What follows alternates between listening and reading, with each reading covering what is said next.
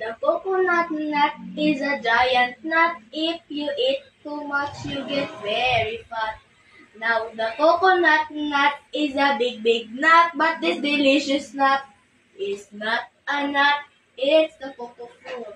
It's the cocoa fruit of the cocoa tree. Of the cocoa tree. From the cocoa palm family.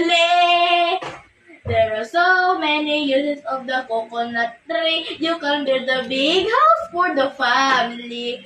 All you need is to find the coconut man. If he cuts the tree, he gets the food free. It's a cocoa fruit. It's the cocoa fruit of the cocoa tree. Of the cocoa tree. From the cocoa palm family.